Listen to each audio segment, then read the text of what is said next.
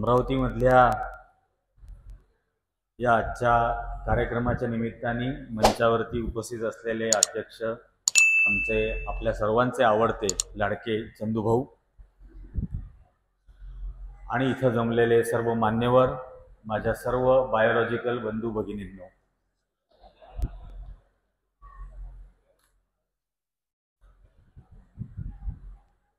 आज म्हणजे आता मी हा ॲक्च्युली हे ईजी न्यूजचं माझं जे सांगितलं आधी, तर मला आजच एकाने असं विचारलं होतं की हे ईजी न्यूज म्हणजे काय आहे. त्यावरती मी त्याला सांगितलं की एडवर्ड ग्लोबल नावाची एक परसेप्शन मेकिंग फर्म होती आणि त्या परसेप्शन मेकिंग फर्मनी 7 देशांमधली सरकारं पाडली. मलाही माझ्या देशातलं सरकार पाडायचं आहे, राज्यातलं सरकार पाडायचं आहे, म्हणून त्या एडवर्ड ग्लोबलचं शॉर्ट फॉर्म ईजी असा केला आणि मी ते ईजी न्यूज नावाने यूट्यूब चॅनल चालवतो. आणि आता या विधानसभा निवडणुकांच्या निमित्ताने शोध सत्याचा म्हणजे सत्याचा वेगवेगळ्या क्षेत्रांमधले जे सत्य आहे त्यातलं सत्य शोधत शोधत या महाराष्ट्राचा कौल घडवायचा असा हा उपक्रम ठरवला आणि राज्यभर फिरायचं. म्हणजे गेल्या आठवड्यामध्ये मी मुंबई, नवी मुंबई, त्याच्यानंतर पुणे, पुण्याहून रत्नागिरी, रत्नागिरीहून कराड, कराडहून परत पुणे, पुण्याहून नाशिक आणि आज काल दर्यापूर, आज अमरावती, उद्या नागपूर, असं सगळीकडे फिरायला सुरुवात ऑलरेडी केलेली आहे.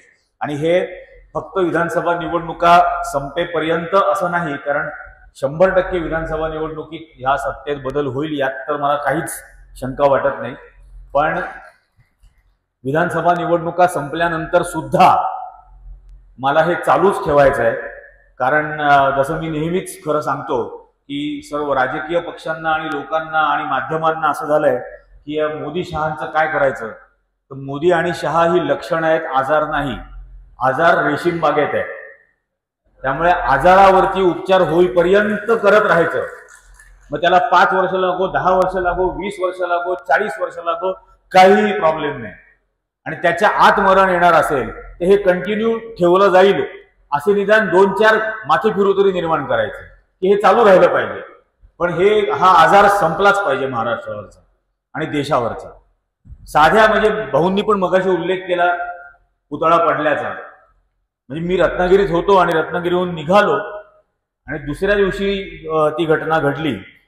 छत्रपती शिवाजी महाराजांचा नेव्हीनी लावला असं सांगितलेला, नरेंद्र मोदींनी उद्घाटन केलेला आणि त्या उद्घाटनाच्या कार्यक्रमाला महाराष्ट्राचा मुख्यमंत्री आणि दोन्ही उपमुख्यमंत्री म्हणजे देवेंद्र फडणवीस आणि त्यांचे दोन्ही अग्निवीर हे उपस्थित होते.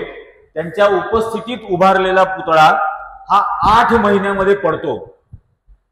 हा अत्यंत निंदनीय, संतापजनक असा हा महाराष्ट्रातल्या प्रत्येक माणसाचा अपमान आहे. आणि तो या निर्लज्ज लोकांनी केला. तो केल्यानंतर पहिल्यांदा असं सांगितलं की 45 किलोमीटर वेगाने वारं वाहत होतं आणि त्यामुळे हा पडला. 45 किलोमीटर वेगाने वाहणाऱ्या वाऱ्यानी कोकणातलं नारळ पण पडत नाही आणि छत्रपती शिवाजी महाराजांचा पुतळा पडला हे आधी सांगण्याचा प्रकार केला. त्यानंतर त्या सनातन संस्थेचं वर्तमानपत्र आहे, त्यांनी या शिल्पकार असलेल्या जो कोण जयदीप आपटे भाऊ या नावाची सुद्धा मला इतका आता तो संताप चीड निर्माण झालेली आहे की बदलापूरच्या शाळेचा मालक राहुल आपटे, हा शिल्पकार जयदीप आपटे, महात्मा गांधींच्या खुनातला दुसरा आरोपी नारायण आपटे, हे काय कनेक्शन आहे का? हे प्रत्येक घटनेमध्ये हे कसे असतात आणि हे सगळे फरार, हे दोन्ही आपटे फरार. हा पुतळा त्या मुलाखतीमध्ये तो आपटे असं कबूल करतो की त्याच्या आयुष्यात त्यांनी 1 फुटापेक्षा मोठी मूर्ती बनवलेली नाही. त्याला 35 फुटी मूर्ती त्याच्याकडून बनवली घेतली जाते.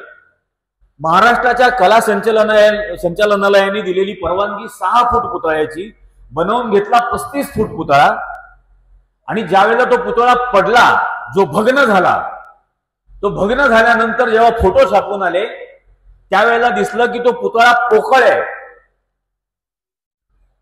आणि मग ती मुलाखत ज्यावेळेला पाहिली पुन्हा एकदा त्या मुलाखतीत त्याच दिवट्यांनी हे कबूल केलं की 18 3 डायमेन्शनल डिजिटल प्रिंटर लावले होते आणि त्यावरती हा पुतळ्याचं डिझाईन, पुतळ्याचं प्रोटोटाईप तयार केला, त्याच्यावर ब्रॉन्झचे पत्रे लावले आणि मग ते खालून अँगलचा सपोर्ट देऊन पुतळा म्हणून उभा केला. हा फ्रॉड केलाय महाराष्ट्राशी. हा महाराष्ट्राच्या अस्मितेशी, महाराष्ट्र धर्माशी केलेला आर्थिक भ्रष्टाचार आहे, हा म्हणजे नैतिक भ्रष्टाचार आहे. आणि इतका मोठा भ्रष्टाचार केल्यानंतर ज्यावेळेला लक्षात यायला लागलं यांना की आता हे आपल्या अंगावरती उलटेल, त्यावेळेला मग पहिल्यांदा अजित पवारांनी माफी मागितली, मग एकनाथ शिंदेनी माफी मागितली आणि काल आपण बघितलं नरेंद्र मोदींनी पण माफी मागितली. म्हणजे आणि हे माफी मागत असताना त्या ओरिजिनल माफीवीराचं उदाहरण दिलं आणि त्या ओरिजिनल माफीवीराचं उदाहरण देऊन पुन्हा उलटा प्रश्न विचारायचा की सावरकरांच्या बाबतीमध्ये कोर्ट कचेऱ्या करतात.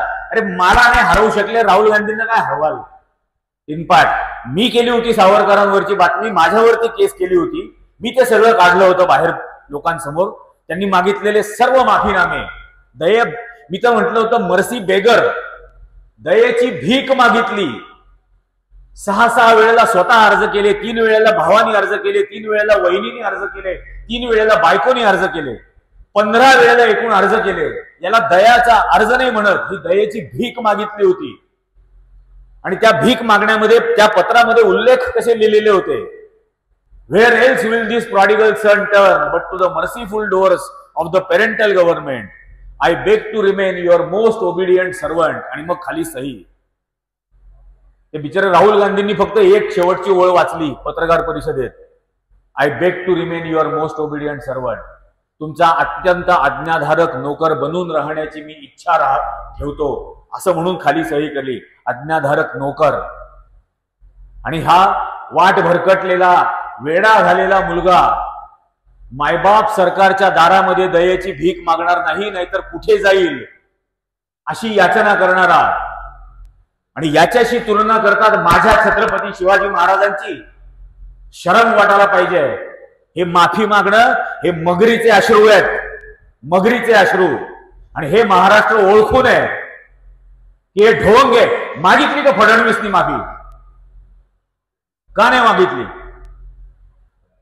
का त्याच्या तोंडातून अजूनपर्यंत मला माफ करा हा शब्द येत नाही?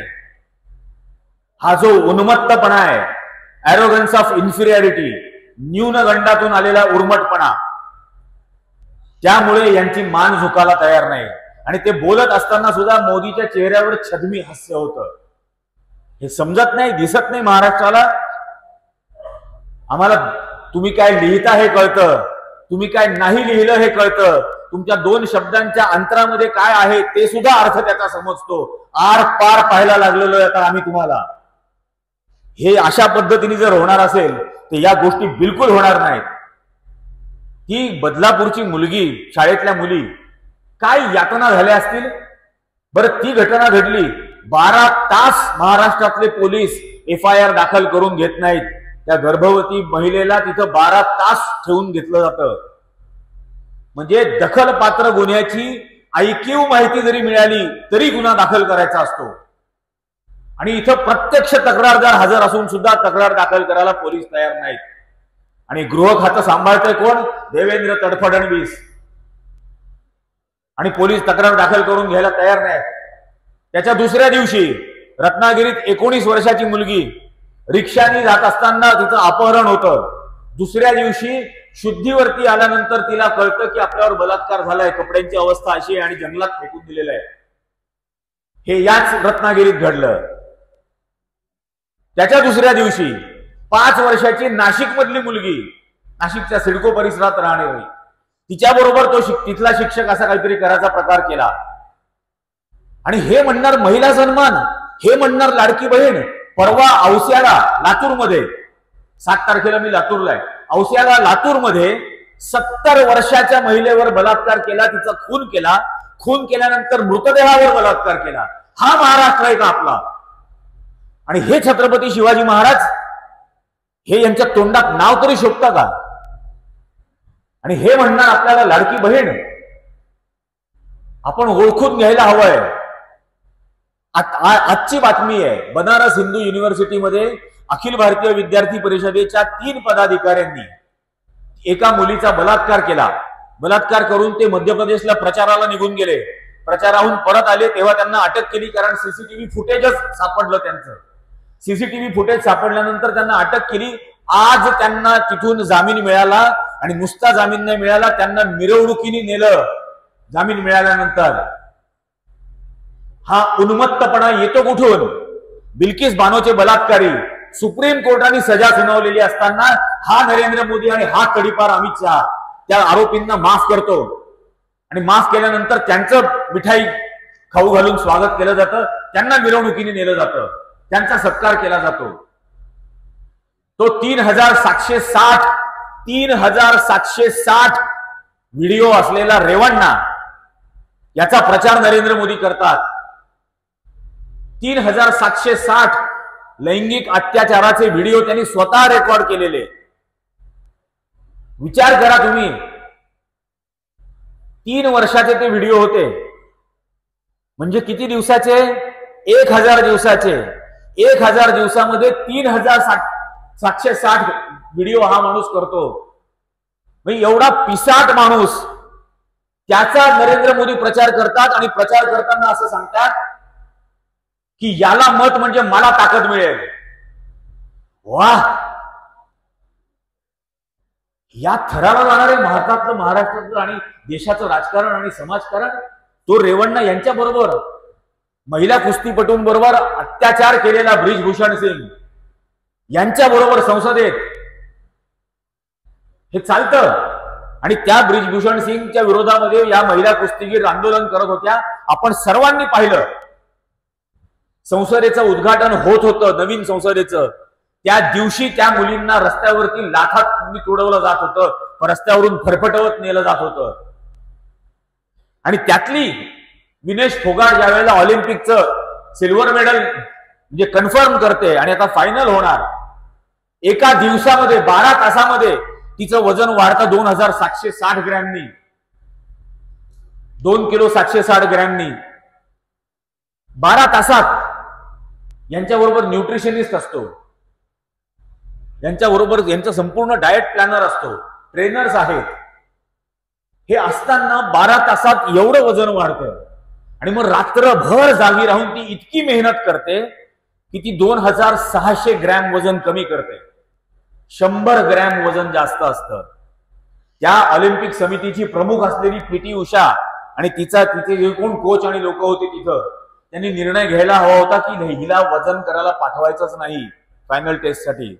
अनफिट आहे हे घोषित करायचं आणि फायनल खेळू शकत नाही म्हणून सांगायचं. तिला सिल्वर मेडल तरी मिळालं असतं, पण तरीही तिला पाठवलं आणि तिला डिस्क्वालिफाय होईपर्यंत तिला त्या टेस्टला सामोरं जायला लावलं. ती डिस्क्वालिफाय झाली त्यावेळेला या सगळ्या टीमपैकी एकही जण तिथं हजर नव्हता.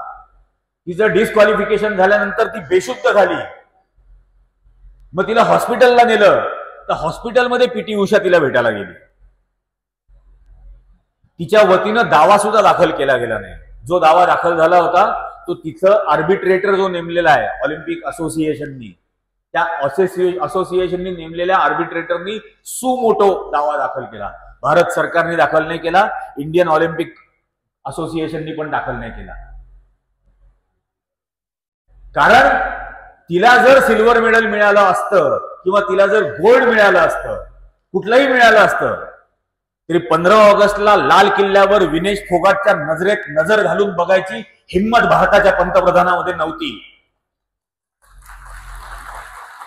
ही हिम्मत त्याच्यामध्ये नव्हती की कुठल्या तोंडाने हिच्याकडे पाहू, जिला मी रस्त्यावर तुडवलं, जिच्यावर अत्याचार करणारा माणूस हा माझ्या पक्षाचा खासदार होता आणि त्याची बाजू घेऊन आम्ही लढलो. पोलीस कंप्लेंट होऊ दिली नाही. कुठल्या नजरेने तिच्याकडे पाहिलं असतं. आणि ही लज्जेचा क्षण आयुष्यात येऊ नये म्हणून तिला पराभूत करायचं, तिला डिस्क्वालिफाय करायचं. हे विनेश फोगाटच्या विरोधामध्ये केलेलं षडयंत्र नव्हतं, हे भारताच्या विरोधात केलेलं षडयंत्र होतं. हा भारताला मिळणारा सन्मान या माणसांच्या षडयंत्रामुळे नाकारला गेला. लाजा वाटत नाही यांना हे आम्हाला सांगणार देशभक्ती आणि देशप्रेम. कोणाच्या बद्दल यांनी बोलायचं? तो प्रदीप कुरुलकर पुण्यातला राष्ट्रीय स्वयंसेवक संघाचा सदस्य, सावरकरांची जयंती साजरी करणारा DRDO मधला scientist, defence research and development organisation, जिथं ब्रह्मोस मिसाईल तयार केलं जात होतं, तो इंटरनेटवरती पाकिस्तानच्या एका बाईच्या प्रेमात पडला, परदेशात जाऊन 10 वेळेला भेटला, ब्रह्मोस मिसाईलची सर्व गोष्टी गुपित यांनी तिच्याबरोबर शेअर केली, तिच्याबरोबरचे व्हिडिओ त्याच्या लॅपटॉपवर मिळाले, त्याचे काय तिच्याबरोबर संबंध होते, आणि तो तुरुंगात आहे. तुम्ही सांगणार आम्हाला देशभक्ती काय आहे? आणि हे महाराष्ट्रात घडतं. राम कदम टिंपाट मुंबईचा आमदार मुलींना पळवून नेऊ म्हणतो, व्हिडिओमध्ये कॅमेरामनच्या समोर हसत हसत निर्लज्जपणाने, आणि हा महाराष्ट्र बघत राहतो. आणि हे बोलणार या सगळ्या सन्मानांबद्दल. पुतळा पडल्यावरून ज्या वेळेला प्रचंड आगडोम उठायला लागला, लोकांकडून निषेध व्हायला लागला, तेव्हा म्हणे पुतळा पाडल्याचं राजकारण नका करू. पुतळा बांधल्याचं राजकारण तुम्ही करणार, पुतळा बांधल्याचं राजकारण करणार आणि पडल्याचं नाही करायचं. राम मंदिर बांधल्याचं राजकारण करणार, राम मंदिर बांधायचं राजकारण करणार, त्यात पाणी गळल्याचं राजकारण नाही करायचं. संसद बांधल्याचं राजकारण तुम्ही करणार, त्यात पाणी गळायला लागलं याचं राजकारण नाही करायचं. रस्ते काय, महाराष्ट्रातल्या रस्त्यांची अवस्था काय आहे? नांगरून ठेवल्यासारखे प्रत्येक ठिकाणी झालेले आहेत, प्रत्येक ठिकाणी इतकी. आणि आता लोकसभा निवडणुकीच्या 6 दिवस आधी हे जे MSRDC आहे आपल्याकडे, Mopalwar Shinde road development corporation, या मोपलवार शिंदे रोड डेव्हलपमेंट कॉर्पोरेशननी महाराष्ट्रामध्ये 6 रस्त्यांना मंजुरी दिली, टेंडर्स अलॉट केली. या 6 रस्त्यांची एकूण रक्कम 90,000 कोटी, 90,000 कोटी. 1 किलोमीटर रस्ता बांधायला 273 कोटी रुपये. 1 किलोमीटर रस्ता बांधायला 273 कोटी. भारताने चंद्रयान पाठवलं होतं, जे चंद्रावर पोहोचलं त्याला लागले 600 कोटी, 615 प्रिसाइजली. चंद्रावर जायला 615 कोटी, 1 किलोमीटर जायला 273 कोटी रुपये, 1 फुटाला 9 लाख रुपये.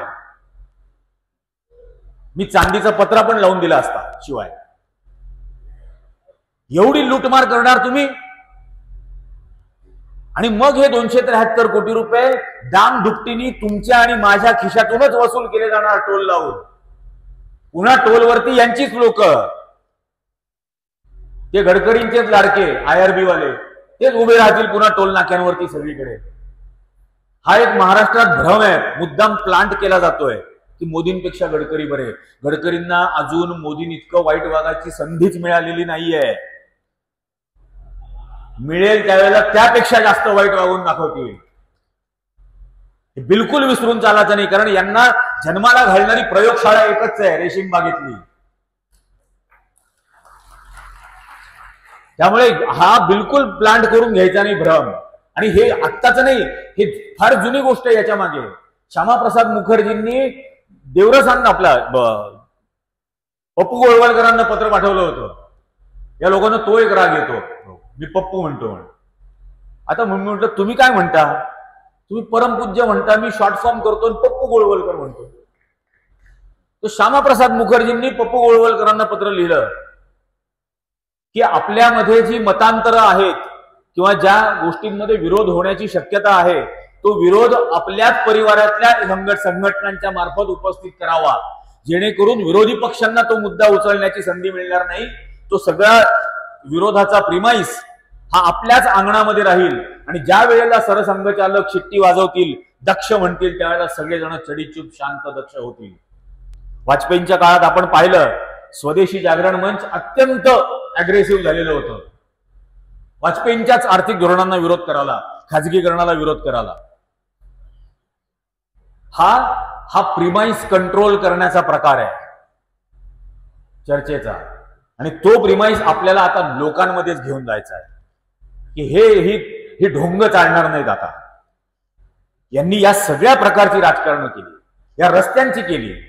आपणही बघितलं ना, समृद्धी हायवे 560 किलोमीटर बांधलाय, 56,000 कोटी रुपये लागलेत, 100 कोटी रुपये एका किलोमीटरला लागलेत. किती ठिकाणी फुटलाय, मी तर येताना तिथूनच आलो. काय अवस्था झालेली आहे, हिप्नोटाईज झाल्यासारखा माणूस होतो गाडी चालवताना, आजूबाजूला काहीही नाही. आता निदान हिरवं तरी दिसतंय, काहीही तिथं नाहीये. आणि हा 100 कोटी 1 किलोमीटर प्रमाणे बांधलेला रस्ता, याचं उद्घाटन करायला हेलिकॉप्टरने आले होते. मग जेव्हा भगदाड पडलं स्लॅबला तेव्हा का नाही आले? या नरेंद्र मोदींनी या लोकसभा निवडणुकांच्या 6 महिने आधी उज्जैनमध्ये महाकालमध्ये सप्तर्षींचे 7 पुतळे बसवले. प्रचंड मोठं उद्घाटन केलं. 700 कोटी रुपये एकूण खर्च आला सप्तर्षींचे. गुगल करून बघा तुम्ही, उज्जैन महाकाल सप्तर्षी. 3 महिन्यांनी तिथं पाऊस आला, 7च्या 7 पुतळे उडाले, फुटले. 7च्या 7 पुतळे पोकळच होते. आता छत्रपती शिवाजी महाराजांच्या नावाने ज्यावेळेला महाराष्ट्रातल्या विधानसभा निवडणुका आपण हरू अशी भीती वाटली, तेव्हा माफी मागायला लागले. मग त्या उज्जैनच्या नावाने मागितली का माफी समस्त हिंदूंची भारतातल्या? आणि आता मला काल कळलं, इथं काहीतरी सकल हिंदू समाज नावाचा प्रकार आहे, सगळीकडेच आहे म्हणजे हल्ली. त्यांनी मोर्चा काढला, बांगलादेशामध्ये हिंदूंवर होणारा अन्याय याच्या विरोधात देशभरातल्या हिंदूंनी एक व्हावं. मग भारतामध्ये मुसलमानांवरती जो अन्याय होतोय त्याच्या विरोधात जगभरातल्या मुसलमानांनी एकत्र जर झालं तर काय होईल? बांगलादेशमध्ये, पाकिस्तानमध्ये ज्या वेळेला अत्याचार होत होते, निर्वासित भारतात येत होते, आता भारतात कोण निर्वासित आलं? एक हसीना फक्त, बाकी कोणी निर्वासित आलं नाही. त्यावेळेला जेव्हा निर्वासित येत होते तेव्हा भारत सरकारने कारवाई केली, हल्ला केला, सर्जिकल स्ट्राईक नाही सर्जरी केली, पाकिस्तानचे 2 तुकडे केले, एक नवीन देश जन्माला घातला. काँग्रेस पक्षाने त्यांच्या जिल्हा काँग्रेस कमिट्यांना नाही सांगितलं गावागावात मोर्चे काढा बांगलादेशच्या अन्यायाविरुद्ध. हे काय चाललंय? जर बांगलादेशामध्ये अन्याय होत असेल तर भारत सरकारने करावं ना कारवाई. हे गावागावात मोर्चे काढून काय दुश्मनी पसरवत आहे?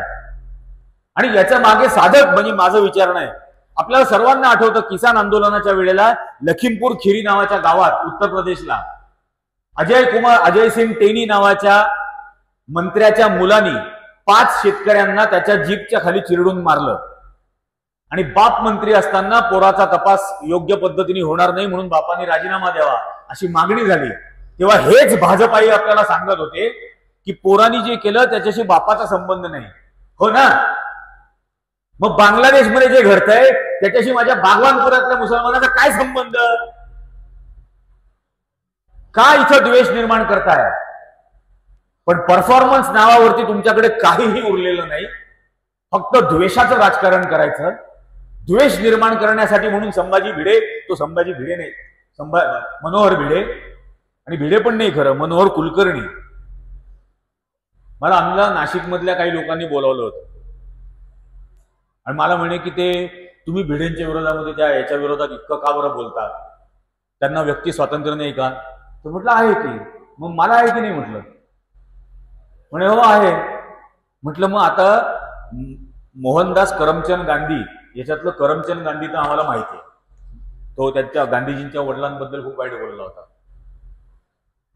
मग म्हटलं आता मला असलेल्या अभिव्यक्ती स्वातंत्र्यानुसार त्याच्या नावाचा उल्लेख यापुढे मनोहर बापाचं नाव माहित नाही कुलकर्णी असं करू का? म्हटलं हे काय काहीतरी बोलता म्हणे. म्हटलं तुम्हाला नाव माहितीये बापाचं? नाही म्हणे. म्हटलं त्यालाही माहित नाही म्हणून तो लावत नाही.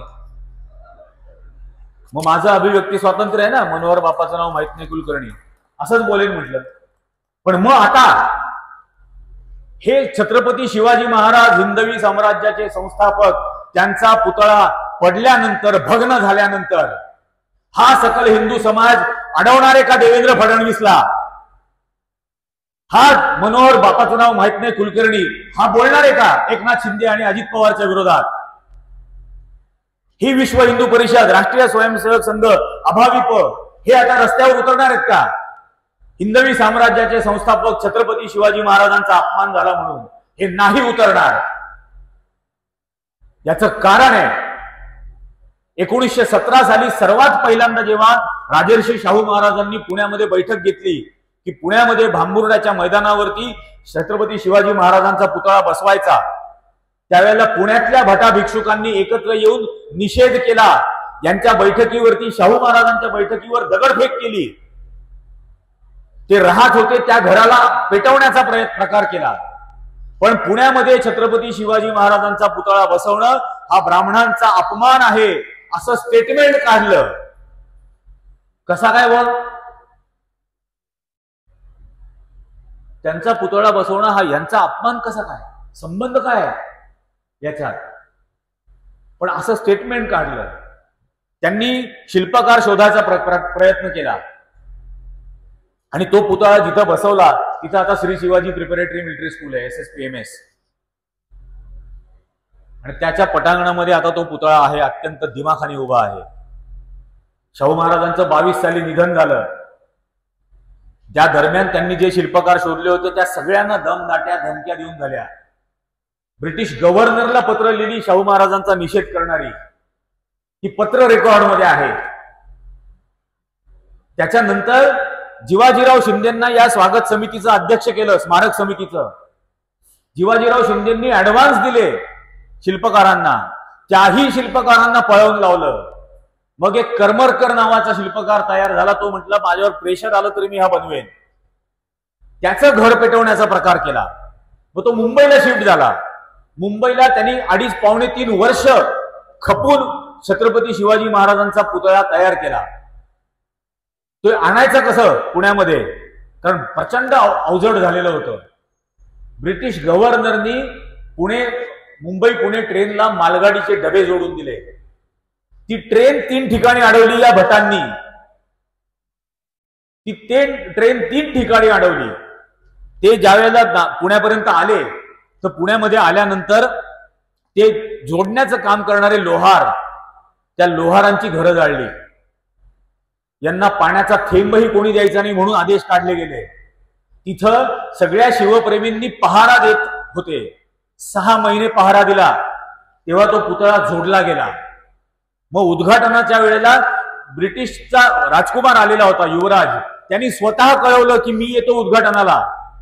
तर तो उद्घाटनाला येणार म्हणून यांनी पुण्यामध्ये प्रत्येक घरावर काळे झेंडे लावले, काळे कपडे घालून फिरले, त्याचा निषेध केला। काळा रंग मिसळलेल्या रांगोळ्या रस्त्यावरती काढल्या निषेध करण्यासाठी। आणि उद्घाटनासाठी जेवढे भारतभरामधून शिवप्रेमी आले त्यांना कोणीही पाण्याचा थेंब किंवा अन्नाचा कण सुद्धा द्यायचा नाही असे आदेश काढले। हे सगळे रेकॉर्डवर आहेत आणि वेळ आणली ना सगळे कागद मी समोर ठेवेन, बाप दाखवण्याचं श्राद्ध कर म्हणेन। हे 1928 ला हा पुतळा बसला।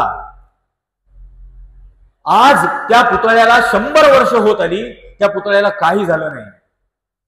यशवंतराव चव्हाणांनी, पंडित नेहरूंनी 1957 ला पुतळा बसवला प्रतापगडावरती। अनेक वादळं त्यांनी अंगावर घेतली, मुसळधार पाऊस अंगावर घेतला, भूकंप अंगावर घेतला, पण आजही तो दिमाखानी उभा आहे। आणि या तीनपाट पोकळ माणसांनी लावलेला हे होतं, गळतो खाली पडतो। मला नाशिकला एक जण म्हटला परवाच कि सनसेट टपक रही है, रस्ते गिर रहे हैं, पुल गिर रहे हैं, मंदिर टपक रहा है, पुतले गिर रहे हैं, क्योंकि गिरे हुए लोगों ने इसे लगाया है। हेच खरं वास्तव आहे याच्यात। प्रत्येक ठिकाणी कुठलंही क्षेत्र घ्या तुम्ही, कल्चर टू ऍग्रिकल्चर। आम्ही आता बोलत होतो सोयाबीन 3800 आणलं। काल मी दर्यापूरमध्ये सांगितलं सरकारने राज्य कृषी मूल्य आयोगाने, तो पाशा पटेल आहे ना, कृषी मूल्य आयोगाने उत्पादन खर्चाची शिफारस केली। मी ते कागदही पाठवतो। उत्पादन खर्चाची आकडेवारी काढली आणि शिफारस केली केंद्र सरकारला। 1 हेक्टर सोयाबीनचा सिंचनाचा खर्च महाराष्ट्र सरकारने सांगितलं 4 रुपये 70 पैसे येतो। 4 रुपये 70 पैसे 1 हेक्टर सोयाबीनच्या सिंचनाचा खर्च। माझ्या मुंबईतल्या पत्रकार मित्राला मी ते कागद दिले सगळे, त्याला म्हटलं अरे बातमी कर। मला म्हणे यात काय बातमी आहे? म्हटलं मुंबईला सुलभ शौचालयामध्ये एकदा संडास करायचे 5 रुपये घेतले जातात, सरकारच घेतं. आणि माझ्या शेतकऱ्याला 1 हेक्टर जमीन 4 महिने सिंचायची असेल तर त्याला 4 रुपये 70 पैसे दिले जातात. मग तो मरणार नाही तर काय करेल? आणि तेच यांना करायचं आहे.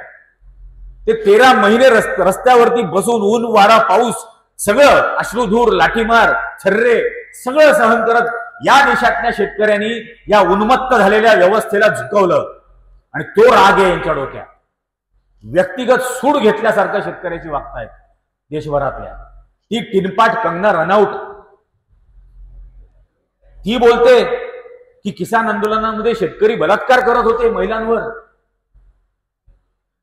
हा देशभरातल्या शेतकऱ्यांचा अपमान आहे. ते बलात्कार करत होते, ते आपल्याच शेतकऱ्यांचा खून करून त्यांचे फासावर त्यांना लटकवत होते. मग हे जर होत होतं तर तुझा तडीपार गृहमंत्री काय गवत उपटत होता का? तो काय करत होता जर असं घडत होतं तर? तो तडीपार महाराष्ट्रामध्ये येतो आणि शरद पवार साहेबांबद्दल बोलतो भ्रष्टाचार के सरगना है. त्याच्या आधी नरेंद्र मोदींनी तारे तोडले होते. काय भटकती आत्मा असं त्यांच्याबद्दल बोलले. त्यांना पद्मविभूषण दिलं ना तुम्ही 1 वर्षापूर्वी. भारतातला सर्वोच्च दुसरा नागरी सन्मान तुम्ही दिला त्यांना. आणि तू तर छपरी तडीपार आहे ना. आणि ते म्हणजे हिस्टॉरिकल रेकॉर्ड आहे ते. काय भाषा भाऊ, म्हणजे इतकं वाईट वाटतं. 370 कलम जेव्हा हटवलं आणि संसदेमध्ये आज फारुख अब्दुल्ला का नाहीयेत असं खासदारांनी प्रश्न विचारला, तेव्हा हा तडीपार बोलला की कनपट्टी पे बंदूक रख के लेके आऊं क्या? ही देशाच्या गृहमंत्र्याची भाषा आहे. ज्या खुर्चीमध्ये सरदार वल्लभभाई पटेल बसले त्या खुर्चीत बसणारा यांचा तडीपार बोलतो गणपट्टी पे बंदूक रख के लेके आऊं क्या? ही त्या संसदेची प्रतिष्ठा गरिमा जिच्या पाया तुम्ही पडले होते. की केवढा निर्लज्जपणा आणि बेशरमपणा आहे.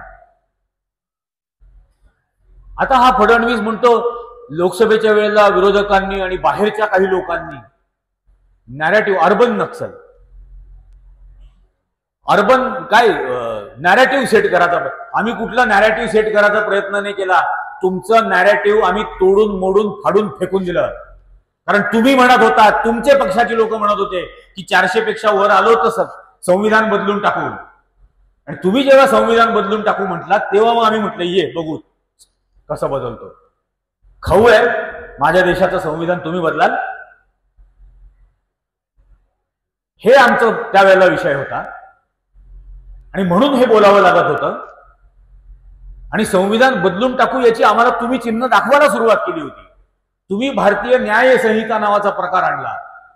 त्या न्याय संहितेमध्ये निरंजन टकलेच्या विरोधात मिझोराममध्ये पण कंप्लेंट होऊ शकते आणि मिझोराम पोलीस त्याचं इन्व्हेस्टिगेशन करतील. ज्युरिस्डिक्शन नावाचा प्रकारच काढून टाकला. कुठल्याही आरोपीला 15 दिवस पोलीस कस्टडी, रोजची मेडिकल एक्झामिनेशन हे आधी होतं. आता 90 दिवसाची पोलीस कस्टडी, मेडिकल करणं कंपल्सरी नाही. छळ करण्यासाठी यापुढे अटक केली जाणार. पाहू किती करतात. आणि मग याच्यामध्ये भरीसभर घालण्यासाठी आता सर्वोच्च न्यायालय सामील व्हायला लागलं. सर्वोच्च न्यायालय निकाल देतं SC STच्या आरक्षणामध्ये आता क्रिमी लेअर असावी. ते एकाच पिढीला त्याचा फायदा द्यावा आणि त्याचं सब कॅटेगरायझेशन करायला पाहिजे. मी म्हटलं YB चंद्रचूड हे देशाचे चीफ जस्टिस होते. त्याच्यानंतर आता त्यांचे चिरंजीव DY चंद्रचूड हे देशाचे चीफ जस्टिस आहेत. DY चंद्रचूडांचा मुलगा हा मुंबई हायकोर्टाचा जस्टिस आहे. हे तिघं गर्भश्रीमंत ब्राह्मण कुटुंबामधून आलेले. यातल्या एकानेही जज बनण्याची परीक्षा दिलेली नाही. यांचं कॉलेजियम असतं. या कॉलेजियम मध्ये 6 ब्राह्मण आणि 1 बाहेरचा असतो आणि ते निवडतात कुठल्या वकिलाला जज करायचं, कुठल्या जजला चीफ जस्टिस करायचं हे ते 6 जण ठरवतात. जसं आता 6 जणांनी ठरवलं की क्रीमी लेअर लावायची, हेच ठरवणार. ती क्रीमी लेअर चंद्रचूडांना लागू होत नाही, पण एखाद्या दलित समाजाचा, एखाद्या ओबीसी समाजाचा मुलगा जर का जाणार असेल जज बनायला, तर त्याला क्रीमी लेअर लावतील. तो जज बनू शकणार नाही, कारण यांनी ठरवलं की आता क्रीमी लेअर लावायचे. बरं, काय पुढे की एकाच पिढीला त्याचा लाभ द्यायचा. वा, एकाच पिढीला लाभ द्यायचा. त्या कुलकर्णीचं आलं होतं एक माझ्याकडे दिवट. मला म्हणे, मी लँड ॲक्विजिशन डिपार्टमेंटला नोकरी करतो आणि नाशिक पुणे हायवेचं लँड ॲक्विजिशन आमच्याकडे काम आहे. आमचे अधिकारी, IAS अधिकारी जे आहेत दलित समाजाचे आहेत, त्यांची मुलगी MBBS झालेली आहे, बापानी करोडो रुपये कमवले, मुलीला आता MD करायचं आहे, तिला काय आरक्षणाची गरज. मी म्हटलं असं आहे, तीच गोष्ट तुला मी विचारतो की मुलगी MBBS झालेली आहे, आता MD करणार आहे, वडील IAS अधिकारी आहेत, करोडो रुपयाची संपत्ती आहे, सून म्हणून करून घेतो का. म्हणे हे काय काहीतरी. म्हटलं अरे मग आरक्षण याच्यासाठी आहे येड्या. शैक्षणिक पात्रता काय, हुद्दा काय, आर्थिक क्षमता काय, यासाठी आरक्षण नाही. सामाजिक दृष्ट्या बरोबरीचं समजतोस का, हा एकमेव विषय. माझं संविधान ते सांगतं, सामाजिक न्याय, इक्वॅलिटी, त्यासाठी आरक्षण आहे. पण आता या सगळ्याला फाटाफोडाला सर्वोच्च न्यायालय सामील, आणि मग सब कॅटेगरायझेशन करा. अबे ते करायचं म्हणजे जातीगत जनगणना करायला लागेल की नाही. सब कॅटेगरायझेशन जर करायचं असेल तर जातीगत जनगणना करणं भाग आहे ना. आणि मग जातीगत जनगणना करा हेच तर राहुल गांधी बोलतोय. पण तो बोलला की जाती जातीमध्ये संघर्ष करायचा. आता सुप्रीम कोर्ट बोलतोय, आता काय त्याच्यावरती. पण हे कायम अशा पद्धतीने दोगल्या पद्धतीने वागत राहणार. या सगळ्या गोष्टींमध्ये आपल्याला आता ते नवीन त्यांनी सुरू केलं, म्हणजे लोकसभा हरले ज्या वेळेला, त्यावेळेला घाबरले आणि मग लाडकी बहीण, त्याच्यानंतर लाडका भाऊ असले प्रकार सुरू केले. हा लाडकी बहीणचा GR, याची पहिली ओळ वाचतो मी. महाराष्ट्र राज्यातील महिलांमध्ये अॅनिमियाचे प्रमाण 50% पेक्षा जास्त आहे. तसेच राज्यातील पाहणीनुसार पुरुषांची रोजगारीची टक्केवारी 59% आणि स्त्रियांची टक्केवारी 28% इतकी आहे. ही 2 वाक्य त्यांनी वाचावी आणि स्वतःच्या तोंडात बडवून घ्यावं.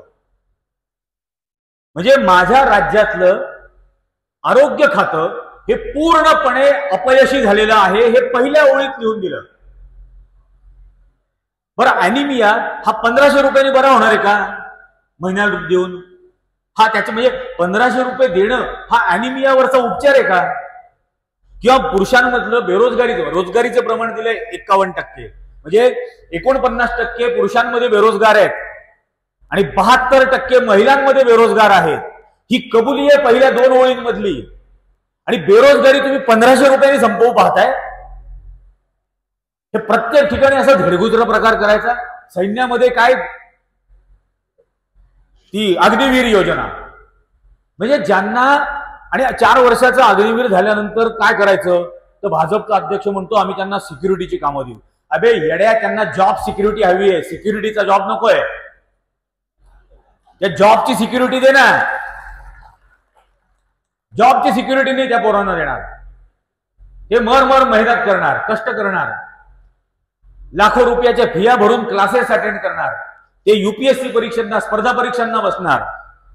आपल्याला असं वाटतं पूजा खेडकर हे एकच प्रकरण आहे. मी UPSC फाईल्स नावाचे 40-45 पानी डॉक्युमेंट तयार केला आहे. अशी 40-50 उदाहरणं आहेत एका बॅच मधली. म्हणजे तो कॅन्डिडेट असं सांगतो की मी दोन्ही पायाने अपंग आहे भाऊ, आणि अपंग कॅटेगरी मधून तो IAS अधिकारी बनतो. आणि मग सनी लिओनी बरोबर डान्स करत असताना त्याचा व्हिडिओ आहे. काय दिव्यांग आहे वा. एक अधिकारी दोन्ही डोळ्यांनी अंध असं सर्टिफिकेट देऊन त्या कॅटेगरीमध्ये ती IAS बनते. आणि मग ती व्हिज्युअल सिम्युलेटर वरती ड्रायव्हिंगची टेस्ट देतानाचा व्हिडिओ. इतके खोटारडे आहेत हे UPSC फाईल. मी मुद्दा मांडले हे कागद. आणि हे आता गावागावात घेऊन जाणार, याची छोट्या छोट्या पुस्तिका करणार, वाटून द्यायच्या लोकांना. माझ्या मुलांच्या मेहनतीवरती, त्यांच्या कष्टावरती, त्यांच्या सगळी जी काही स्पर्धा परीक्षांची तयारी करतात त्यावर, त्यांच्या आई वडिलांच्या आशा आकांक्षा अपेक्षांना धुळीला मिळवता तुम्ही. आणि हे करायला निघता. ही घाण. आणि हे चालवणार देश. लॅटरल एंट्री म्हणजे संघाच्या शाखेमधून डायरेक्ट डेप्युटी सेक्रेटरी मंत्रालयामध्ये. याचा ज्यावेळेला विरोध व्हायला लागला, हे आरक्षणाला फाटा फोडतायत असं बोललं गेलं, तेव्हा मग लॅटरल डिसेंट्री. या संसदेमध्ये त्यांनी किती म्हणजे हा वक्फ बोर्डाचा कायद्याचा प्रस्ताव मागे घेतला, हे मागे घेतलं. आणि हे सगळं कशाची तयारी पुढे भविष्यातली समान नागरी कायद्यासाठी. माझं साधं म्हणणं आहे की या देशामधल्या मुसलमान समाजाच्या सर्व प्रॉपर्टीज, सर्व मशीद असतील, दर्गे असतील, कब्रस्तान असतील, हे वक्फ बोर्डाच्या मार्फत भारत सरकारच्या मालकीचे आहेत. तिथं जमा होणारा पै हे वक्फ बोर्ड भारत सरकारच्या तिजोरीत जमा करतं. हरियाणाचं राज्य हे 180 कोटी रुपये जमा करतं वर्षाला. प्रत्येक राज्याची आकडेवारी आहे. त्या वक्फ बोर्डावरचे सदस्य हे सरकार नियुक्त करतं, समाज नियुक्त नाही करत, सरकार नियुक्त करतं. तिथले काम करणाऱ्या प्रत्येकाचा पगार हा वक्फ बोर्डामार्फत दिला जातो. तुम्हाला आणायचा आहे ना समान नागरी कायदा. या देशामधली सर्व मंदिरं, हिंदूंची, जैनांची, शिखांची सर्व मंदिरं ही सरकार जमा करून घ्या. तिचा पै बँकेतला पै सोनं, नाणं, ज्वेलरी जे काही आहे हे सरकारच्या तिजोरीत जमा करा. त्या भटा भिक्षुकांना सांगा की यापुढे दानपेटीमध्ये हात घालायचा नाही, पगारातून काम करायचं. 12 ते 12 पगारातून करायचं, दक्षिणा मागायची नाही. पहिले ही तर समानता ना. मोठे चालले समान नागरी कायद्याच्या बाता मारावा. तुम्ही प्रत्येक गोष्टीत शेण खाणार आणि या देशातला माणूस उभा राहून तुमच्या विरोधात बोलणार नाही असा भ्रम आहे का तुमचा? हे होऊच देणार नाही. महाराष्ट्रामध्ये ही योजना आणली लाडकी बहीण. म्हणजे एका घरामध्ये 2 मुलं आहेत, 12वी झालेली मुलगी आणि 12वी झालेला मुलगा. त्या मुलीला मिळणार 1500 रुपये, मुलाला मिळणार 8000 रुपये. ग्रॅज्युएट मुलीला मिळणार 1500 रुपये, मुलाला मिळणार 12000 रुपये. एवढे हे बिंडोक. त्याच्यासाठी 46,000 कोटीची तरतूद. आणि ज्या दिवशी हा तर इतना म्हणजे घटना बाह्य प्रकार झाला भाऊ. 26 तारखेला अजित पवारनी बजेट सादर करताना लाडकी बहीण योजना सांगितली, मांडली. 26 तारखेला महाराष्ट्रात सगळ्या ठिकाणी लाडकी बहीणचे होर्डिंग लागले. 26 तारखेला 4 वाजता याचा GR निघाला. जे अर्थसंकल्प मंजूरच झालेला नाही त्याचा GR कसा काय निघतो? त्याच्या आधी राज्यभरामध्ये होर्डिंग कसे काय लागतात? म्हणजे तुमचं मंदिर लीक आहे माहिती आहे, तुमचं संसद लीक आहे माहिती आहे, तुमचे पेपर लीक आहेत माहिती आहे, तुमचं बजेट पण लीक आहे.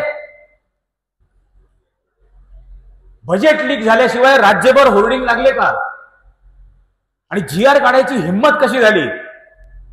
पूर्णपणे असंसदीय गोष्ट तुम्ही करता आणि त्याच्याबद्दल बोलणार नाही.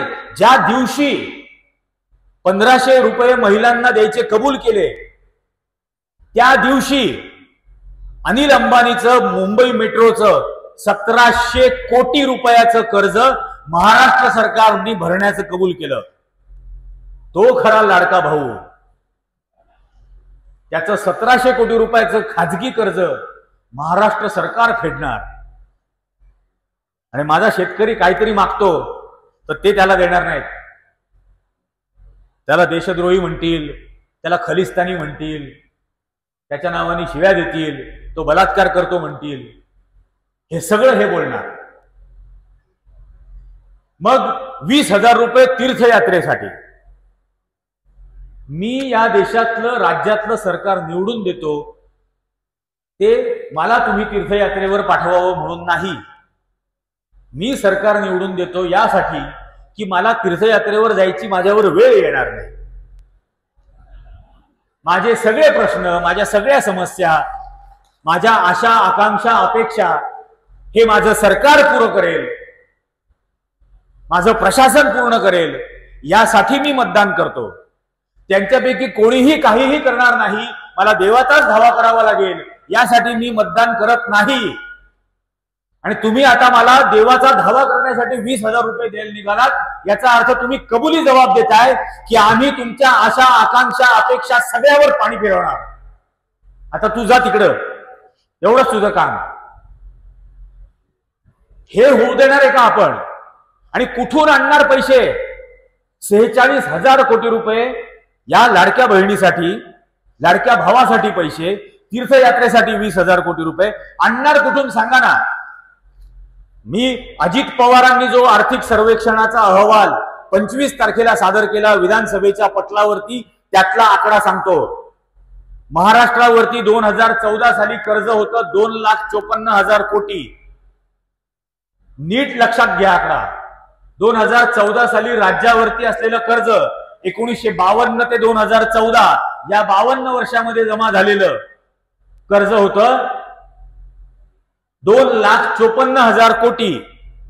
या आर्थिक सर्वेक्षण अहवालामध्ये या अग्निवीर अजित पवारांनी कबूल केलं की महाराष्ट्रावरती त्या दिवशी असलेलं कर्ज आहे 8,92,991 कोटी.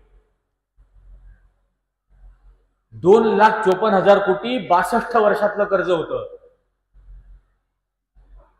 आणि 10 वर्षामध्ये 2,54,000 झालं 8,92. आणि या हे कर्जाच्या बदल्यात तुम्हाला काय मिळालं? आपल्याला, मला काय मिळालं? मला उद्योगधंदे मिळाले नाही, ते तर गुजरातला गेले. मला फायनान्शियल कॅपिटल मिळालं नाही, तेही गुजरातला गेलं. मग तुम्हाला मला मिळालं काय हे कर्ज घेऊन?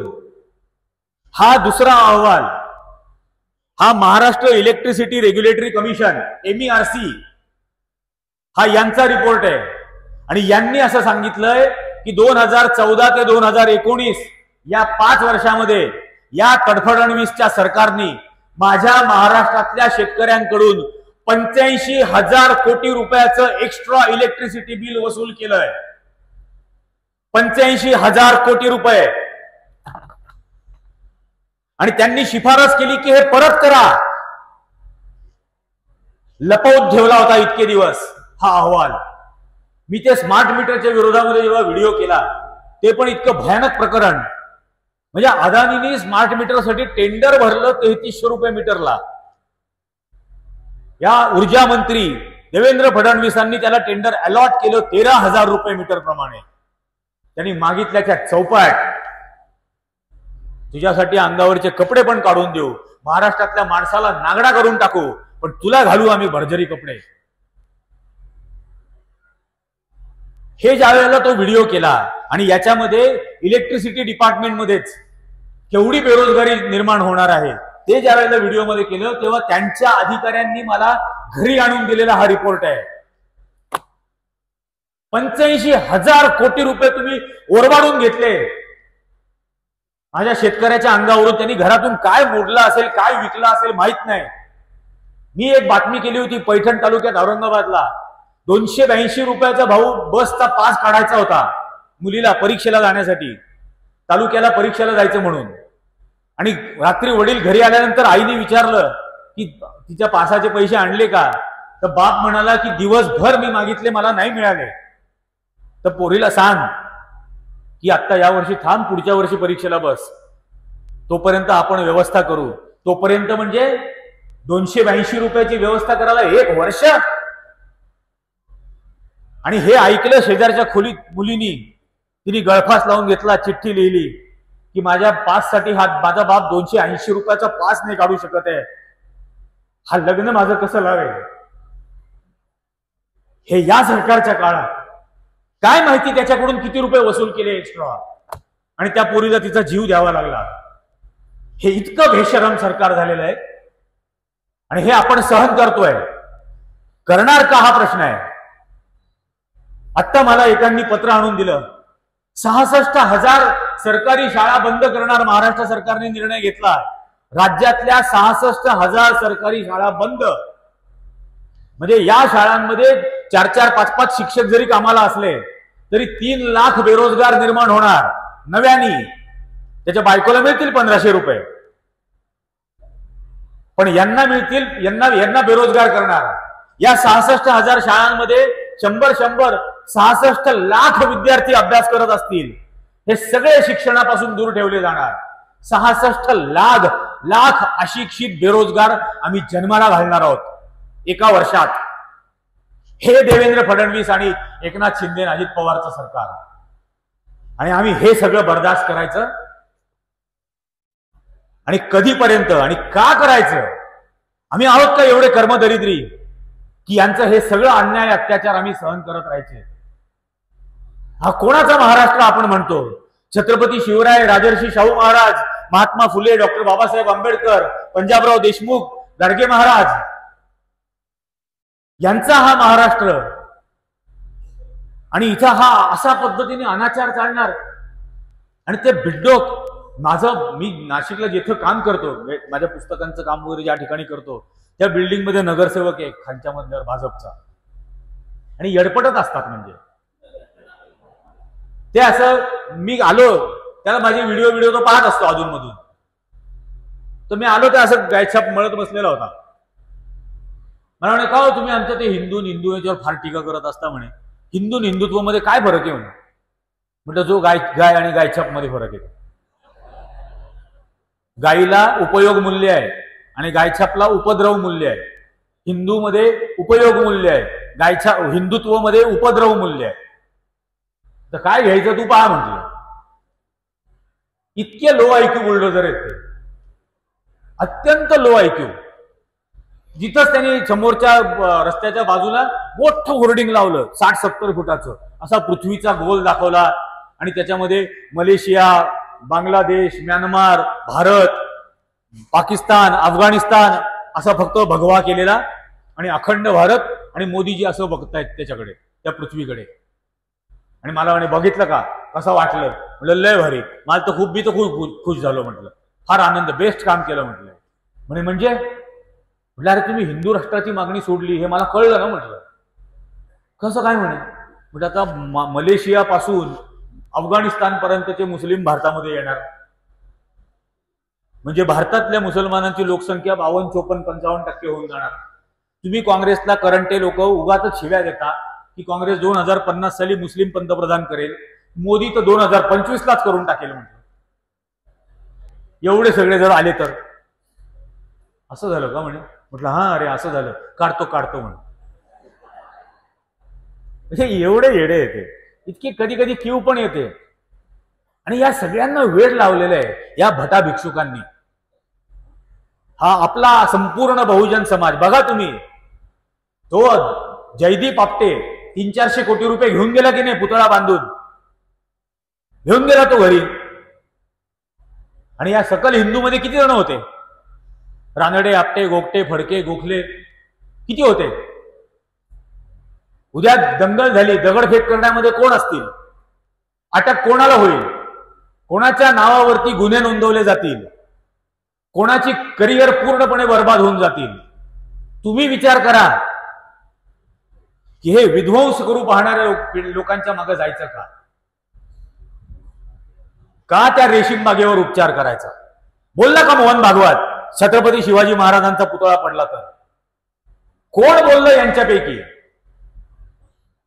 एकही जण बोलला नाही आणि बोलणार नाही. कारण ती 1917 साली सुरू केलेला द्वेष आहे. अरे सातारच्या छत्रपती प्रतापसिंह राजेंना या पेशव्यांनी हातापायामध्ये साखळदंड बांधून तुरुंगात ठेवलं होतं अजिंक्यतारा किल्ल्यावर शेवटपर्यंत. हे छत्रपती शिवाजी महाराजांचा सन्मान करतील, भ्रमात राहायचं नाही. माझा महाराष्ट्र हा त्याच वाटचालीवर चालणारा असला पाहिजे. हे सगळं बोलायचं वेळ येते आता. खूप जण म्हणत असतात. माझ्या मुलीने मला विचारलं होतं की तू हे का करतो. मी तिला म्हटलं होतं, लहानपणी मी रस्त्यावर पेपर विकायचो. इयत्ता 4थी ते 12वी मी रोडवरती ओरडून ओरडून वर्तमानपत्र विकायचो. कधी बस स्टँडवरती जायचं, या बसमधून त्या बसमध्ये, त्या बसमधून त्या बसमध्ये. आणि म्हणजे 50 पैशाचा महाराष्ट्र टाइम्स, 40 पैशाचा लोकसत्ता, याच्यावरती 15% मिळणार. 40 पैशाचा पेपर विकला तर 6 पैसे मिळणार. 50 पैशाचा पेपर विकला तर 7.5 पैसे मिळणार. तर 10 पेपर विकल्यानंतर जे पैसे मिळायचे ते 2 पेपर उरले तर पाण्यात जायचं, नुकसान.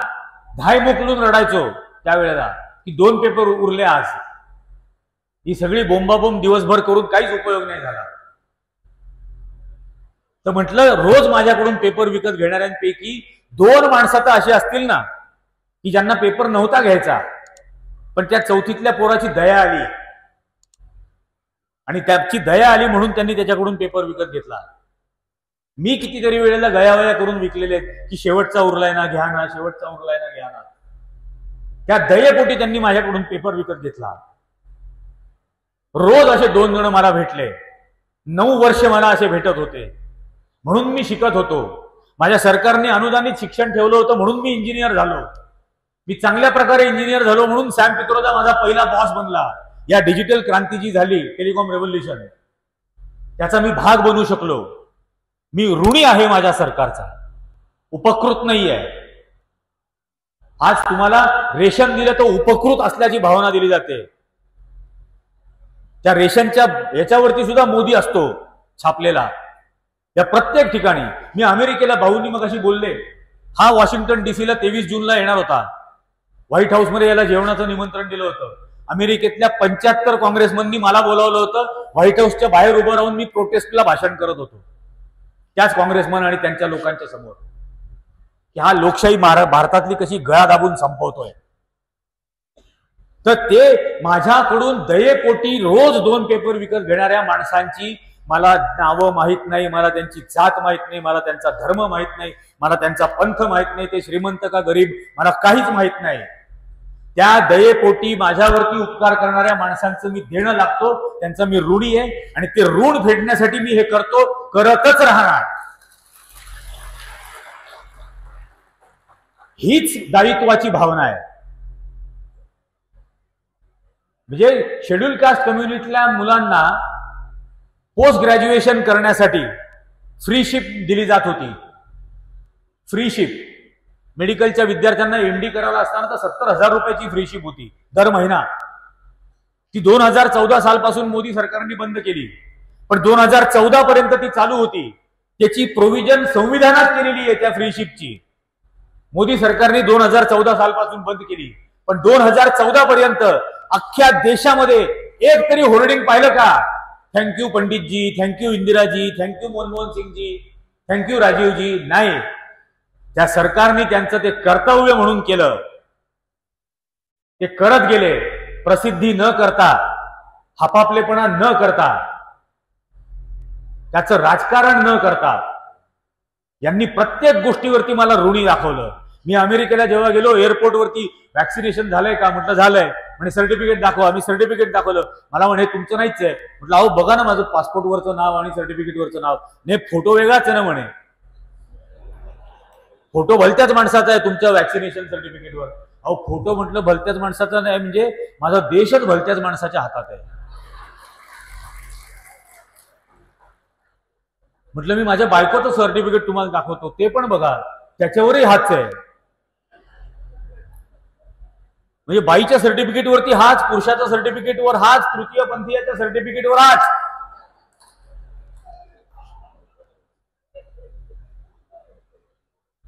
केवढा सोस प्रसिद्धीचा. 15 ऑगस्टला भाषण केलं, देश अब 1 नेशन 1 इलेक्शन की तरफ बढ़ रहा है. 16 ऑगस्टला निवडणूक आयोगाने एक फाडकन मारली.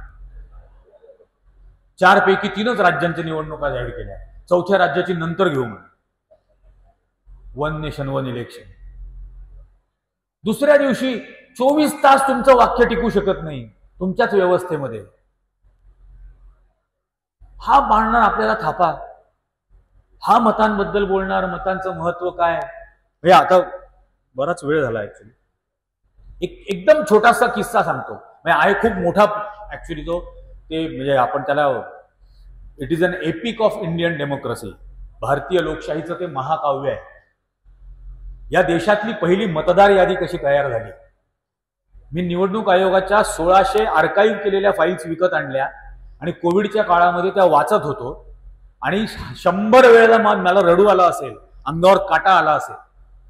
15 ऑगस्टला देश स्वतंत्र होतो. 27 ऑगस्टला पंडित नेहरू पत्र लिहितात राजेंद्र प्रसादांना की देशाची पहिली सार्वत्रिक निवडणूक घेण्यासाठी मतदार यादी तयार करायची आहे आणि ती 21 वर्षाचा प्रौढ आणि 180 दिवसाचं डोमिसाईल या 2 निकषांवर तयार करायला घ्या. आणि ब्युरोक्रेसीला आदेश देतात की देशभरातल्या ब्युरोक्रेसीला पत्र पाठवा प्रशासनाला की या 2 निकषांवर मतदार यादी बनवायची आहे. संभाव्य अडचणी काय येतील हे आधीच आम्हाला कळवा. म्हणजे कालपर्यंत अडथळे निर्माण करणारी नोकरशाही ही आज अचानक सहकार्य करायला लागली अशा भ्रमात राहायचं कारण नाही. म्हणून हे आधीच विचारा की अडचणी काय येतील. आणि मग देशभरात पत्र पाठवली गेली. त्यांची दर आठवड्याला मिटिंग व्हायची. राजेंद्र प्रसाद, पंडित नेहरू, डॉक्टर बाबासाहेब आंबेडकर आणि राव, BN राव, त्यांची अपॉइंटमेंट केली सेक्रेटरी इलेक्शन्स या पदावरती. आणि ते दर आठवड्याला बैठक घ्यायचे. आलेल्या पत्रांचं उत्तर काय द्यायची, पॉलिसी डिसिजन्स काय घ्यायचे. आज आपल्याला वाटतं मतदार यादीत नाव म्हणजे काय, इथं तरुण खूप आहेत म्हणून सांगतोय की जर रहिवासी दाखला, जन्माचा दाखला न्यायचा, नाव नोंदवायचं, एवढंच मतदार यादीचं आपल्याला महत्व आहे. त्यावेळेला मुंबई प्रांताच्या रिफॉर्म कमिशनरनी पत्र पाठवलं की 21 वर्षाचं वय कसं निश्चित करायचं. कारण साक्षरता 10%, 90% साक्षरांकडे सुद्धा जन्माचे दाखले नाहीत. निरक्षरांकडे तो विषयच येत नव्हता. डिलिव्हरी सर्वात जास्त घरांमध्येच व्हायच्या, दवाखानेच कमी होते. हे वय निश्चित कसं करायचं. ट्रान्सजेंडर्सचं काय करायचं, तृतीयपंथीयांचं काय करायचं, मतदार यादीत घ्यायचं का नाही घ्यायचं. आणि मुंबईमध्ये जे पेव्हमेंट ड्वेलर्स आहेत, जे फुटपाथवर राहतात, चाळीच्या जिन्याखाली राहतात, चाळींच्या गॅलरीमध्ये झोपतात, दुकानांमध्ये हॉटेलांमध्ये नोकरी करतात आणि तिथंच राहतात, त्यांचं काय करायचं. त्याला पंडित नेहरूंनी उत्तर पाठवलं. पहिलं दिलं त्यांनी, our criteria is not gender specific. Of course transgenders are voters of India. पहिल्या दिवशीपासून मिळालेला अधिकार. नंतर 21 वर्षाच्या वयाच्या याच्यात त्यांनी बैठकीत सांगितलं की देशभरामध्ये गावागावात वस्तीत दवंड्या पिटवा आणि लोकांना सांगा की या 2 निकषांवर मतदार यादी बनवायची आहे. तुमचं वय निश्चित कसं करायचं हे तुम्ही आम्हाला सुचवा. त्यावर राजेंद्र प्रसादांनी त्यांना विचारलं की हे करता येईल का. त्याच्यावर पंडित नेहरू म्हणाले की हो, हे करावं लागेल. कारण देशातल्या लोकांनी लोकशाही नावाचा फक्त शब्द ऐकलाय, तो कसा असतो माहित नाही. आणि आपल्या प्रशासनाचा अधिकारी जेव्हा माझ्या देशातल्या गोरगरीब, दरिद्री, निरक्षर, मागास माणसाच्या झोपडीच्या दारात जाईल आणि त्याला विचारेल की तुझं वय कसं ठरवायचं हे तू आम्हाला सुचव, तेव्हा त्यांचं वाक्य इतकं सुंदर आहे त्या मिनिट्स ऑफ मीटिंग मधलं, the democracy will find its roots. त्या झोपडीच्या दारामध्ये लोकशाहीची मुळं जन्माला येतील आणि लोकांच्या मनांमध्ये लोकशाही बद्दलच्या आशा, आकांक्षा आणि अपेक्षा तयार होतील की अरे अशी असते लोकशाही, ज्यात मी सरकारला सांगतो असं करा आणि त्याप्रमाणे सरकार करतं. आणि त्या जन्म आलेल्या, आकांक्षा जन्माला आलेल्या झोपडीच्या दारामधलीच लोक या देशातली लोकशाही भविष्यात टिकवतील. काय प्रॉफेटिक वाक्य आहेत एक एक. खरोखर रडू येतं ते वाचताना. आणि हे भारत सरकारने केलं. दवंड्या पिटवल्या, गावागावात वस्तीत गेले, लोकांनी अभूतपूर्व सूचना केल्या की आमच्या परिसरात घडलेल्या ऐतिहासिक घटनांबद्दलची प्रश्नावली आम्हाला पाठवा आणि आम्ही दिलेल्या उत्तरांवरून अंदाज घ्या की बा नाशिकला 1933 साली गोदावरीला महापूर आला तर तो बघायला तू गेला होतास का, कसा गेला होतास, कडेवर गेला होतास का बोट धरून गेला होतास. आणि बोट धरून गेला याचा अर्थ 7-8 वर्षाचा असेल. आता 14 वर्षांनी हा 22चा, याला घ्या मतदार यादी. 42चं चले जाव आंदोलन झालं, त्या आंदोलनात भाग घेतला होतास का, कोणाबरोबर बघायला गेला होतास का, काही ऐकली होती का माहिती. आणि दिलेल्या उत्तरावरून अंदाज घ्या की याचं वय 42ला इतकं होतं, 47ला इतकं झालं, आता याला घ्या मतदार यादी. अशा प्रकारे भारताची मतदार यादी बनायला सुरुवात झाली. 37ला इंग्रजांनी बनवलेली मतदार यादी ही क्वालिफाईड फ्रँचाईज होती, ज्याच्यामध्ये फक्त इन्कम टॅक्स पेयर, ग्रॅज्युएट्स आणि प्रॉपर्टी ओनर आणि या 3 कॅटेगरीतल्या पुरुषांचीच पत्नी, बायको किंवा बायको, मुलगी किंवा आई, आणि त्यात त्या महिलेचं ओळख मतदार यादीमधली निरंजनची आई, निरंजनची पत्नी, निरंजनची मुलगी अशी असायची. तिचं नाव नसायचं. पती हयात आहे तोपर्यंतच ती मतदार. आणि इथं नाव नोंदवायचं.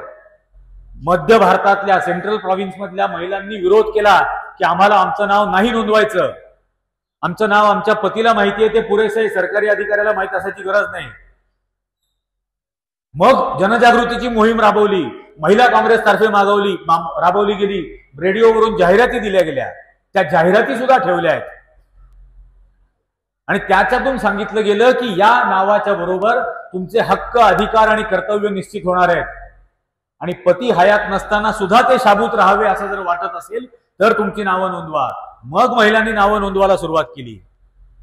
एका प्रांतातल्या अधिकाऱ्यांनी पत्र पाठवून विचारलं की मतदारसंघांचे ब्लॉक तयार करायचे आहेत आणि त्यात घरांना नंबर द्यायचे आहेत, तर घरांना नंबर पूर्वेकडून पश्चिमेकडे द्यायचे का उत्तरेकडून दक्षिणेकडे द्यायचे?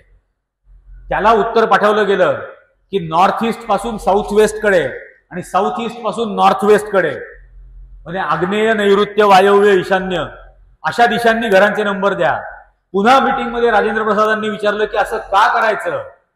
त्यावर पंडित नेहरू म्हणाले की आपल्या देशातला बहुजन समाज, सर्व उच्चवर्णीय हे पूर्व, पश्चिम, उत्तर, दक्षिण दिशांना राहतात आणि सर्व बहुजन समाज हा उरलेल्या दिशांना विखुरलेला असतो.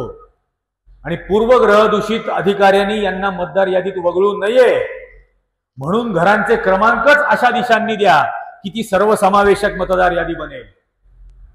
हे माझ्या देशाचं नेतृत्व होतं. ही सगळी धडपड होती या देशातल्या त्या शेवटच्या माणसाला त्याचं सरकार निवडून देण्याची. हे टिनपाट विचारतात 70 वर्षात काय केलं. या देशात जे 5000 वर्षात नाही झालं ते पहिल्या 2 वर्षात झालं. या देशातला गरीब, मागास, महिला या सगळ्यांना त्यांचं सरकार निवडण्याचा अधिकार मिळाला.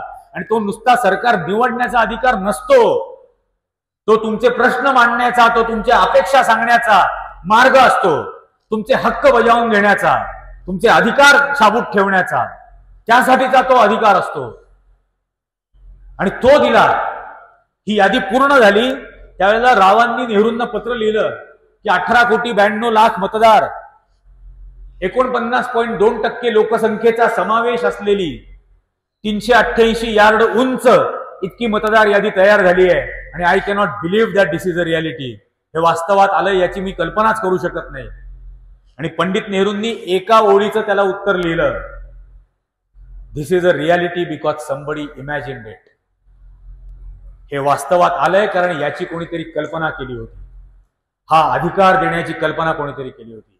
हा देश, हा तुमचा आणि माझा देश, जगातला पहिला देश ज्याचं संविधान आणि ज्याची मतदार यादी ही जेंडर न्यूट्रल आहे, रेस न्यूट्रल आहे.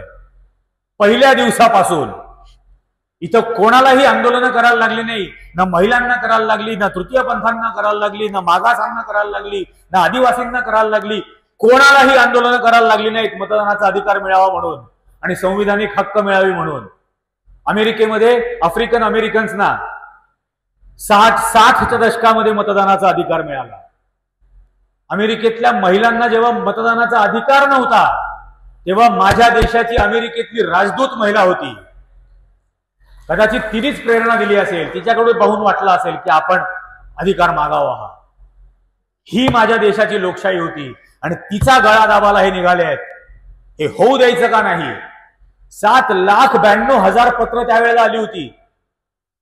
आणि या 7,92,000 पत्रांचं उत्तर जास्तीत जास्त 14व्या दिवशी दिलं गेलं. त्याचं रजिस्टर आहे आणि स्पेसिफिक उत्तरं पाठवली गेली. हल्ली असतात तशी नाही की तुमचं पत्र आले, संबंधित विभागाला पाठवून दिले, टाटा. असं नाही. त्या माणसानी, पत्र पाठवणारा माणूस असो, संघटना असो, ऑर्गनायझेशन असो, पक्ष असो, त्यांनी जो प्रश्न विचारलाय, जी शंका विचारली आहे, जी सूचना केली आहे त्याबद्दलचं स्पेसिफिक उत्तर प्रत्येकाला दिलं. या टिनपाटांनी काय शिफारस केली होती संघाने? 25 वर्षाचा प्रौढ जो पदवीधर आहे त्यालाच मतदानाचा अधिकार असावा. म्हणजे महिला नाही, एकही. 25 वर्षाचा प्रौढ पदवीधर म्हणजे साक्षरतेचं प्रमाण 10%, त्यात पदवीधरांचं प्रमाण किती, आणि ते पदवीधर मेजॉरिटी कोण, तेवढेच मतदार होणार होते या देशाचे, किंवा तेवढ्यांनाच यांना मतदार करायचं होतं, या दिवट्यांना. आणि यांच्या या प्रत्येक गोष्टीच्या विरोधात, या प्रत्येक गोष्टीला धुळीला मिळवत राहिले पंडित नेहरू. म्हणून यांचा राग आहे त्यांच्यावर, न्यूनगंड आहे की त्या माणसाला जे भान होतं, त्याला जे समजत होतं, त्याच्या पायाची धूळ पण नाही आपण. म्हणून हे ढोंग करायला निघाले, म्हणून ती बदनामीची मोहीम त्यांच्या विरोधातली. पण ही माझ्या देशाची लोकशाही होती, जी जगाच्या लोकशाहीला दिशा दाखवत होती की रेस न्यूट्रल असलं पाहिजे, जेंडर न्यूट्रल असले पाहिजे, सर्वच्या सर्व जण हे समान हक्क, अधिकार, कर्तव्य आणि न्यायपालिकेसमोर समान असेच असायला हवेत. जे अमेरिकेत नव्हते, जे मॅग्ना कार्टा 800 वर्षापूर्वी लोकशाही जन्माला आली त्या ब्रिटनमध्ये नव्हते समान, ते माझ्या देशाने दिलं, पंडित नेहरूंनी दिलं. अभिमानाने सांगू आम्ही, ते यांना संपवायचं आहे. आणि ही लोकशाही, ही जी 7,92,000 पत्र आली, त्या आलेल्या फीडबॅकच्या आधारावरती देशातली मतदार यादी, धोरणं आणि संविधान सभेमधली चर्चा घडत होती. ही लोकशाही हस्तिदंती मनोऱ्यामधून कोणीतरी चर्चा करून आपल्यावर लादलेली नाहीये, ही तुमच्या माझ्या फीडबॅक मधून या सरकारने जन्माला घातलेली आहे. आपण जन्मदाते आहोत या लोकशाहीचे. आपण जन्माला घातलेली लोकशाही आपण संपू देणार का प्राणपणाने त्याचं रक्षण करणार, हेच फक्त आपण ठरवायचं आहे. एवढंच ठरवायचं आहे. हे जे सगळ्या धर्माच्या नावाने नाश करायचा प्रकार चाललेला आहे, आपण फसायचं नाही. यांना रामाने सुद्धा अद्दल घडवलेली आहे या निवडणुकीत. म्हणजे रामेश्वरमध्ये पराभव, अयोध्येमध्ये पराभव, चित्रकूटमध्ये पराभव, नाशिकमध्ये पराभव, प्रत्येक ठिकाणी राम जिथं जिथं गेला तिथं तिथं यांचा पराभव झाला. कारण त्यालाही माहिती आहे, त्याच्या बायकोला पळवून देणारा साधूच्या वेशात आलेला ब्राह्मण होता, हे रामालाही माहिती आहे. म्हणून त्याला राग आला की साले हे पुन्हा आता इतक्या वर्षानंतर या देशातल्या लोकांना फसवायला निघाले आणि हे होऊ द्यायचं नाही. म्हणून रामाने सुद्धा यांना पराभूत केलं प्रत्येक ठिकाणी. आणि हे उन्मादाच्या घोषणा देत इथं मिरवणुका काढणार आणि गावागावात मिरवणुका काढणार आणि आपण हे होऊ देणार, हे बिलकुल नाही झालं पाहिजे. कुठल्याही परिस्थितीत माझं पालन पोषण, माझं सगळं बालपण, संगोपन हे अत्यंत धर्मनिरपेक्ष, जातनिरपेक्ष, भयमुक्त अशा वातावरणामध्ये झालं. याचं कारण माझ्या वडिलांनी, माझ्या आजोबांनी स्वातंत्र्य आंदोलनात भाग घेतलेला होता.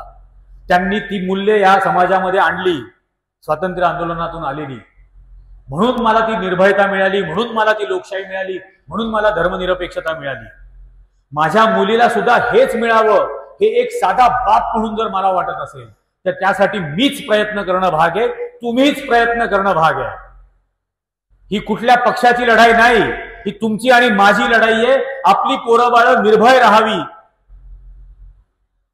आपली पोरंबाळं यांच्या तावडीत सापडू नये, आपली पोरं वैज्ञानिक दृष्टिकोन ठेवून शिकणारी हवीत.